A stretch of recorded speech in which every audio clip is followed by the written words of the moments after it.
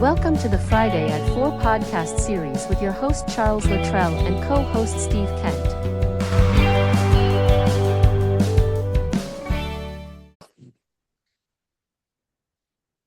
Steve, welcome back to Friday at 4. How are you, buddy? All right, Chuck, doing well. And yourself? Hanging in there. Another, It's a good thing. another weather week. Ugh, that time of the year, weather's Yeah, so unpredictable. yeah, especially on the East Coast, here in this Yeah, mid-Atlantic. it is. You're part of that. Yeah, And we have no say in what happens. We know that. So, got that right. Yep. So, one thing we haven't really dug into yet on Friday at 4 is the challenge of hiring and keeping good people in small businesses. A lot of owners are feeling the pinch, right? Whether it's finding reliable employees. yeah. We're dealing with constant turnover, that drains time and money, right? I'd love to hear your take on how the financial side of this plays out. What are the hidden costs of poor hiring decisions? What should business owners be doing financially to make sure that they're setting up a team that not only performs well, but wants to stay? What do you think? It's a great I topic. know, right? It's a great question. I got to think about that because there's so much in there that to Yeah. unpack. Um, so I've been in business, and I've said this numbers of times. I've been in corporate world for 32 years, had my own business, and in the corporate world, I rose up pretty high in a couple of companies. And what typically happens, and I stress typically happens, That's the key is word, people typically, right? typically say that three times fast. Okay. Said it three times fast, right? Um, People apply for a job and they go on an interview and they do whatever they do, and hopefully they get the job. They go to work, they do their thing, some cases Monday to Friday, 9 to 5, depending on your shift and whatnot. But you come in, you do your thing, you go home, you get paid. Monday morning, wash, rinse, repeat. You're back to the job, you do your thing, you get paid, et cetera, et cetera. Boring. But, well, okay, but that's kind of not where I was going with this. But yes, I know, that right? is true. Uh, Right. but what typically happens is the average person, and I was one of them, and I'm going to call myself the worker bee. So you're at Yeah. the bottom doing the work. You're not in various levels of management. So that's my definition. And there's nothing wrong with it because I was there too.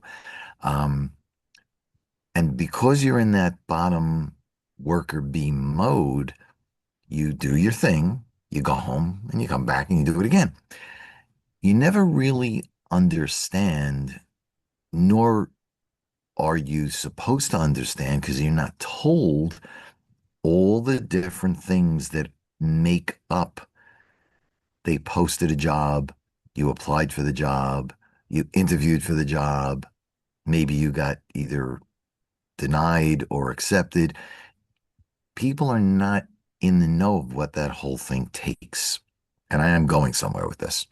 Yeah, yeah, yeah. Um, but as you get, or not so you, but general statement, as you get higher up in and you start getting into the hiring and the whole budgeting and the whole HR piece, we realize that there's so much more to be done.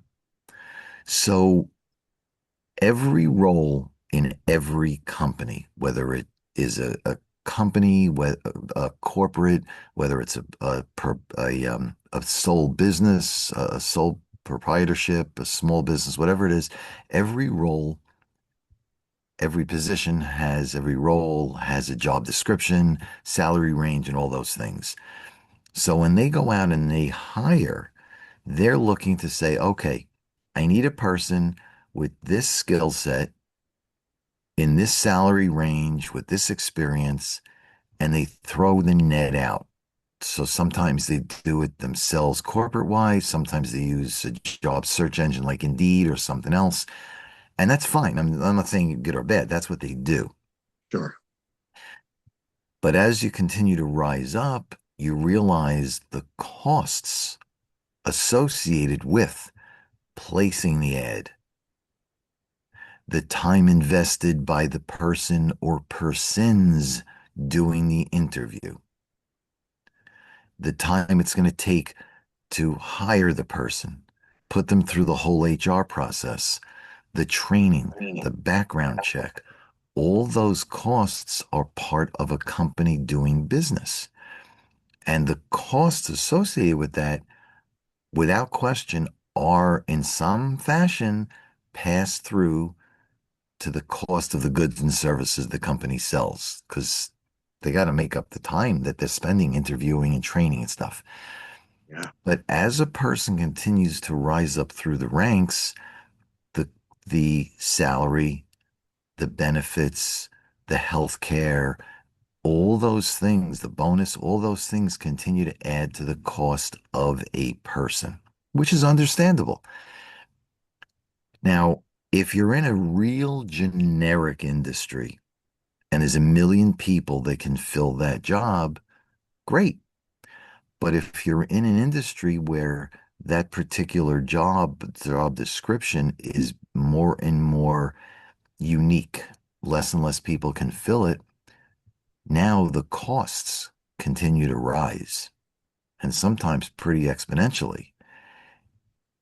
The challenge the company has is what can you offer to that employee or potential employee to not only want to interview with your company, but accept an offer if they're given and to remain long term. So, what can you give that person? And I'm going through this now, and I'll go through that in a second. You can offer them potentially a sign on bonus. You can potentially offer them a higher salary, but you got to be careful with all this stuff because then you start getting into, your company wants the same person my company wants, and they get into a bidding war. It's like what's going on with houses. Multiple people want the same house, the Yes. price goes up. Well, it's the same thing Keeps with going. talent. A Right. really, I'm sorry, go ahead. No, I was responding. Yeah, you're nailing it. Absolutely. So, Yeah. so the talent that's out there, there is a demand for it. So again, what do you offer? The sign-on bonus, the salary, the benefits. Higher level, you may need to provide stock options. Yeah. You may need to be, and I'm not sure. I think it's called, and again, I'm going to mess it up, but basically, it's a highly compensated employee, and maybe that's the term I'm looking for. It's a highly compensated, which means you're sitting pretty high up, getting extra stuff that nobody else in the company is getting, other than like the owner. But how much do you give a person? And then there's always that question of, I hope they stay, I hope they stay, I hope they stay, because there's Yes. no guarantee. Yeah. Because if somebody comes to work in my company and all of a sudden one day, they're having a bad day and they meet Chuck, and Chuck says, "Psst, Steve, I got something for you." Chuck makes the offer to Steve. Steve says, "I like you." He turns around to his current company and says, "Bye bye," gives the 2 week notice, and he's gone. And that True. happens all the time. Yeah. So how Hey, do you, quick question. Do you think, and I don't want to get off track, and I'm not trying because of time here, but I'm just when you mentioned about the sign-on bonus, do you think that's really something that's good? Because you see sign-on bonuses a lot everywhere. Is it becoming watered down? Do you think that's something people are like, nah, sign-on bonus? There's so catch to it, right? so a couple of thoughts on that. Yeah. Many companies do offer a sign-on bonus because again, the economy's not great, but there are a limited number of people for specific jobs. Anybody can, and I'm not saying this to put anybody down. Anybody can sweep a floor, anybody can make a burger, but not everybody can program a computer. Not everybody can build a spaceship. So depending on that particular job function, there may be a limited pool of people. So the sign-on bonus to a certain extent is expected. The reason I mention that is because you see And it all the time in the trucking industry, with all these sign-on bonus for trucking, it's trucking, you know. All companies are probably the same, but just paying different, is you're driving a truck across the country, okay, however, okay. So to your point, and that's a great point, but I will tell you, I had for many years a commercial driver's license. And I drove for several different limousine companies, and I would drive the big buses. So, to weddings, to wherever they would go, and, 30, 40, 50 people on a bus. And it is very difficult to pass the written test, the road test. It's very difficult. And even though there's millions of people that would like to work, a handful get to that through that whole process. And last year, because I had hurt my shoulder, and I won't get into the details, but I had hurt my shoulder and I gave up my license. When I went to the motor vehicle department and I said, "This is what I'm here today for," and she looked at the form and she said, "You want to give up your commercial driver's license?" And I said, "Yes, I can't drive. I don't have full mobility in my shoulder. I can't put people at risk by not being able to grab both hands on the steering wheel." And she asked me like three, four times, "You sure you want to do this? You sure you want to do this?" And I finally looked at her and I said, "Yes, I know it's hard to get. Yes, in the last couple of years, the tests have gotten even more challenging, but I can't do it anymore. And I'm giving up the license and I'm not renewing it." And she finally said, "Okay." But it's that point of truckers are the same way. You have many trucking companies and they cannot, let me just, sorry, I got to plug my phone in, my laptop in. Um, there are many companies out there who cannot find enough drivers. And if you don't have enough drivers, merchandise can't get from the port, off the ship, off the plane to the stores or the warehouses it's going to. Then Yeah. the whole economy starts to suffer.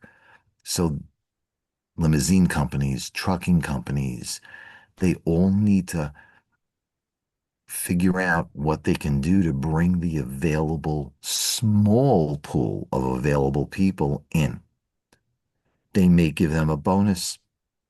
They may say, "I'm going to cap you at 40 or 50 hours a week instead of the 80 some people are driving." There's all kinds of different things that can be done, and companies have to start getting creative. Now, what companies that I've seen, and again, I cannot tell you this is across the board, but companies I've seen have said, "I will give you X dollars as a sign on bonus, but you have to stay at least 6 months, 9 months, 12 months. You can't take my sign on bonus and be out the door in 30 days because then you do Uh, that to this company and this company and this company. Can't do and that." a lot of times those bonuses are tied on to, a month, 2 months, 3 months, 6 months to a year. So Right, they will ensure they get you for what they need the value out of you. right. So you get that bonus, but you're going to get it over time, right? Correct, correct. And Yeah. that is the best way to keep an employee around. And that's why I They, mentioned it because I know this ties directly into what you're talking about, because trying to find ways to hire talent and find this talent, I always thought about those bonuses because I never worked for a company to experience that sign-on bonus, and what it was about. And I never had a chance to talk to anybody about it, to say, "Hey, tell me about that sign-on bonus." I never had a chance, and your explanation is pretty yeah, good. So thank you. I did. I worked, a couple of companies gave me a sign-on bonus. I mean, it wasn't huge, but it was still a Yeah, sign-on bonus, and it's nice to get this check. yeah, Um, yeah. I mean, the taxes you pay on it are a totally different discussion, but it's nice to Let's get not that talk check. taxes right now. I was Yeah. doing good till you mentioned the word taxes. Thanks, Steve. Yeah, my pleasure. Yeah, thanks. But one of the things that I'm going through now, which I alluded to earlier on, is I'm working with a gentleman, and again, I'm not going to start naming names, but it's super, super guy, and he's putting a team together to work with businesses who are looking for funding. And I'm going to tie this all back to the whole talent piece. Sure. Now, based on these few companies, and I understand it's fairly widespread, a business needs money. Could be for a new piece of a machinery, could be inventory, could be whatever they need it for.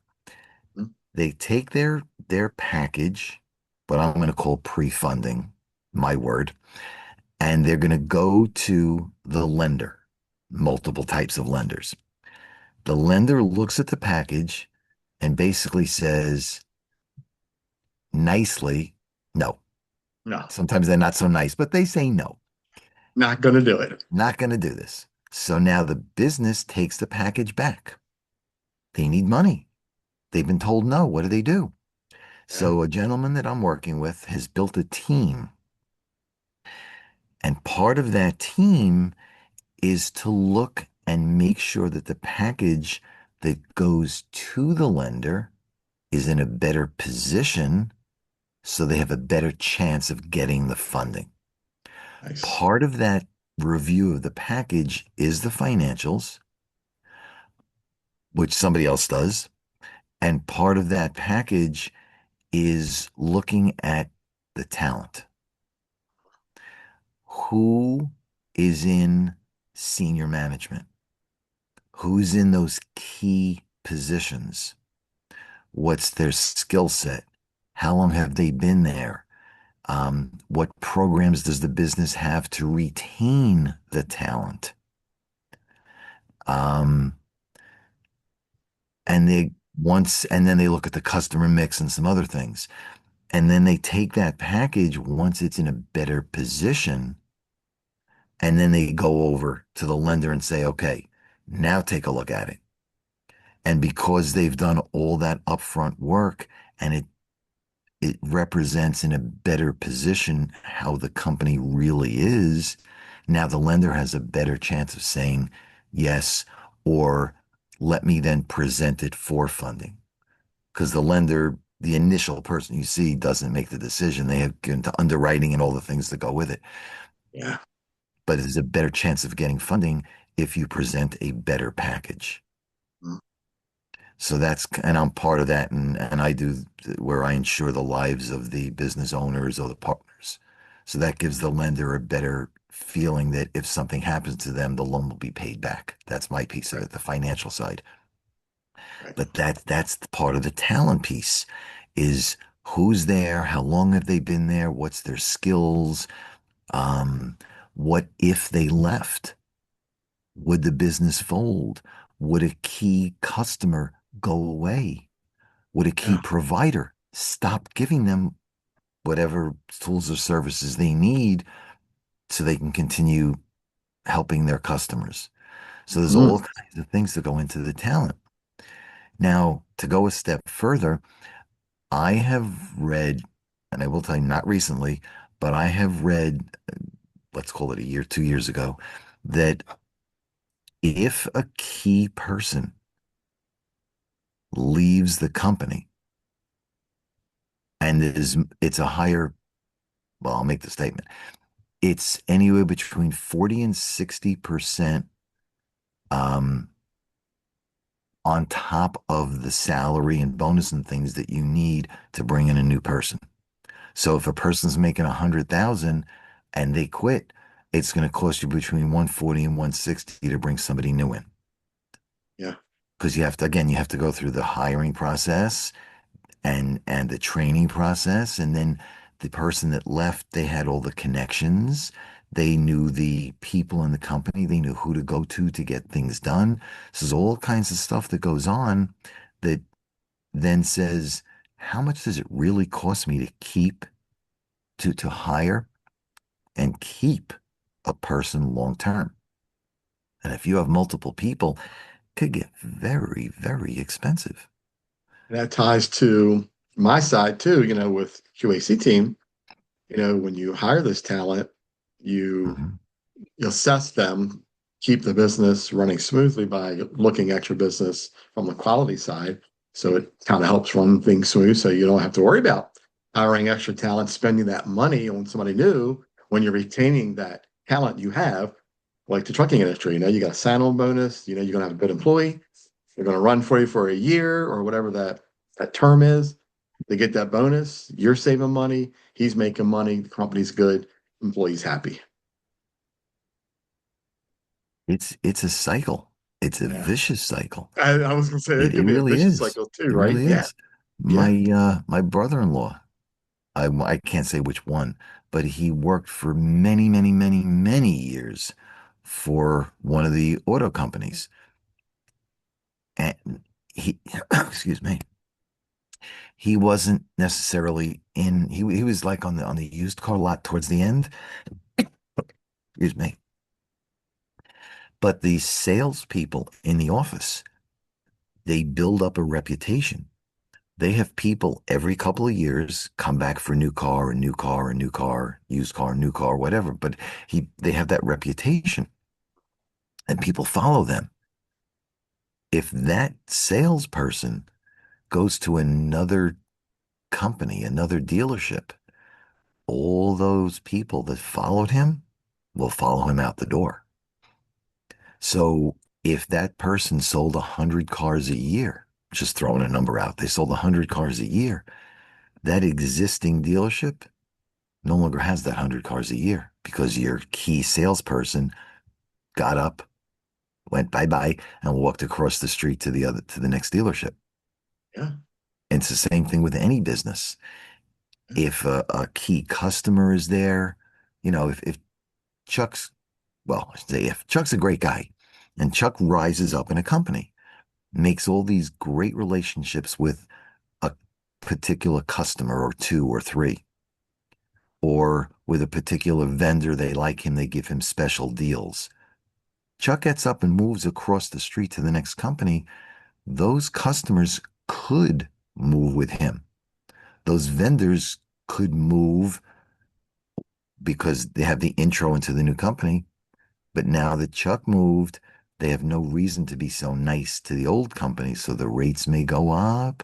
They may slow down the delivery of whatever they're delivering. All kinds of stuff goes on. That's why those it's not just senior management, it's key people. Um, Let's think about that, right? Think about this.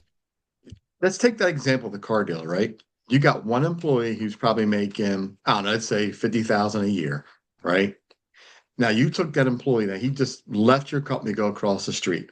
He was selling 100 cars a year, right? Average sale of a car, 18,000, right? So you're looking at a good chunk of change right now. He's gone. Mhm. So now your company has lost X amount of dollars from that one employee who was selling those cars. Correct. Now your company has to spend money to find that talent, hire somebody else, get them in the door to get up to speed to sell those 100 cars a year. So people really have to look at it from a bigger picture, right? From the Yep. financial, as Yep. it's going to cost you a lot of money if you Right. can't retain a good employee Right. when they up and leave. It's a huge undertaking, and It it's a is. big loss It of is. revenue It to is. really try to get your business back on Yep. track. And what is not even in the financials is if Chuck, sorry, I'm using you as the example, if Chuck gets up and walks across the street, yes, you may be able to go out and bring on somebody new to replace Chuck. But do you really know who Chuck is? Do you know his reputation? Do you Yeah, know what he's really going to do? Is he honest? Is he reliable? You don't know. yeah. You A whole side of that truly that you don't don't know. know. Yeah, I mean, yes, you can go out and you can get references and all that stuff. But at the end of the day, when Chuck's in this new company and he's under fire, how does he react? He still doesn't know the other people in the business, in the company. He's still trying to make his own reputation. You're going to be Yeah. nice. You're going to undercut. You're going to do the right thing. You're going to take shortcuts. Pardon my phrase, it's a crapshoot. You don't know. I You drove can by a hope. car dealer. I drove by a car dealer the other day and it was completely closed down. Everything was gone. Mm, And I asked my friend, I said, well, what happened there? And they say, oh, they were doing shady business. there you go. They got caught, lost their sales license and everything, shut them down. Amazing. With what's going on today, and again, I was brought up. My parents never went to college. My father was in World War II. And I was raised the right, thankfully, I was raised the right way with a good work ethic, do the right thing 100% of the time, and respect and courtesy and all those things. But when it comes to money, sometimes, thankfully, not often, but sometimes people could take the short way out, the quick way out. Quick And way. and Yeah. with years, and I use this as an example, high level. Years and years ago, technology was around. It always was, just not as good as it is today. And you could do a lot of things because this system didn't talk to this system, which didn't talk to that system. So if you wanted to skirt and do something, you could because they weren't tied together. Yeah. Now, the way things are working, everything electronically feeds everything else. Mm-hmm. And, when you go in to buy something, oh, you're charging your credit card, it's going to go into your credit score. It's going to go into your bank. It's going to go to the IRS. It's going to go here. It's going to go there. Everything you do. So the potential to try to do something that may not be above board, you're opening yourself up for people to catch that. Yeah. I need to say the government's not stupid. They're not. They know exactly what they're doing. So, again, I'm not telling people what to do. I'm just telling you my experience. Okay, me. What you Um, experienced, and that's I real life, I would Yeah. rather do the right thing, maybe make that little bit less, maybe pay that little bit more of taxes, but I'm not going to have the IRS knocking on my door. I'm not going to have somebody else knocking on my door going, "Oh, I'm here to serve you because I need to search your house." I'm not going to have the repo truck or the tow truck pulling up, towing my car out of my driveway. I'm not doing anything stupid to get to that point. It's not worth it. Yeah. My mind, I'm not telling people what to do. Um, if you want to do the right thing, you want to work hard, there are opportunities out there. There are. There are no quick get rich quick schemes. There aren't. Don't look for them because they don't exist. Oh, they exist on TikTok. Come on, people talk about it all the time. I'm not even going there. Okay. Exactly. It's interesting. It It really is. is. It It's is. very interesting. There's, I like it. You're not going to get rich quick. You got to work hard. Finding that right talent is going to be difficult, but I yeah. think the main thing here is to Mhm. assess your business, assess your employees, keep in touch with them. Yep. Um, you know, get into their mind, see where they're at, so you can retain that talent, so you're not stuck Yep. Hmm. trying to hire, train, and Correct. catch back up when a good employee finally does leave your business, right? Right. The best thing that can be done, and I did this many, many years ago in corporate, find what people and ask them, what do they want? Yeah. Don't assume anything. Ask them what they want. Do they want to learn a new skill set? Do they want to go to a different department? Um, do they want a promotion? Whatever they're looking to do, give them the ability to do. Yep. If they choose not to, that's on them. Yep. But if they do, what you've gained is a more loyal employee who will likely work harder and get more results because they've told you, you've given them the opportunity, they've Right. taken it, and they got the new skill, the new transfer, they've got the promotion. It's not going to happen overnight. They have to work for it. But Yeah. the end result of all this stuff, they're not leaving. So right back around to the talent issue. It's expensive for them to go and to bring somebody new in. It's Yeah. going to cost you less money, time, and effort to keep them than to replace them. You got That's it. the point of that whole rant. Yeah. Yeah. And you said it best, right? Because we went from, hey, here it is to this is how it's done to right back full circle to look, man, it's Yeah, really tough out there to find good people. When you find them, you want to retain them. you do. You do. Yeah. I Yeah. remember, and I might have said this in a previous episode, back in '03, I had changed, still within the same industry, but I changed companies and I started working for a lot of the offshoring companies. And I remember my first trip over to India, there was a survey that I was made aware of that was done. And it was like 20,000 or 50,000, some huge survey. And it was for the IT professionals in India based on the offshoring model. And they said, what is um, your top reason for staying in the company you're staying in? And they got all the things and they took the top five based on the responses. Yeah. Number five was money. What came one through four, and I'm going to mess up the order, but what came one through four was the ability to learn, the ability to be a team player, um, help a client directly, be recognized for for a good job. All Mhm. that stuff came before money.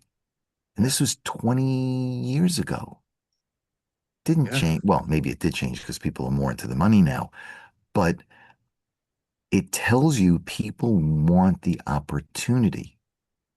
Yeah. Yes, you need money, you got to pay the bills. I get it. But people want more. They want to be recognized. They're not a robot. Yeah. They want the Exactly. recognition, the opportunity to learn, to do, to help others. Yep. That leads into keeping the talent. You got it, man. Yep. What a great episode. Yeah. This is a great conversation as always. We always find a way to come up with something to talk about that really helps Yeah. people, whether you're working for a company or you are the owner. Hmm. I love the fact that Yeah. we can really, help people and Yeah. give good insights on what, can help companies and people, you know. Thanks again for your Wow. knowledge and your expertise, you know. Yeah. Again, here we are in our 38th episode, I think it is. Wow. 38th or 39th. Yeah, we're getting there, right? Wow. So yeah, Yeah. as we finish up here and wrap up, rainy weather out there, weekend's coming, and hope you enjoy the weekend and You too. that Friday at 4 because It's 4 o'clock somewhere. it's 4 o'clock somewhere. I Love love it. that phrase. It really just sets the tone. I It really does. like that. This is a great series that we're doing, and I really love the fact that we talk to help people. Yeah. 410-935-6132. Chuck at QACteam.com. Steve. It's 516-727-2294. Steve at stevekentfs.com. There you go. Reach out to us. Like, share, comment. Reach out to Yeah. us if you want to get on the show, talk to us, whatever. Hmm. Let's do it. We're here. We're here for Yeah. you. We're here to help. Yeah. Perfect. Yeah. You got Steve, it. thanks again for coming on. My Appreciate it. pleasure. You too. Thanks Have a, everybody for watching who's checking us out here. mhm. And Yep. have a great rest of the day and have a great weekend. We'll talk You soon. too. Thanks, See you, everyone. buddy. Take See care. you, man. Bye. Take care. Bye. You've been watching the Friday at 4 podcast series with your host Charles Luttrell and co-host Steve Kent. Thanks for watching.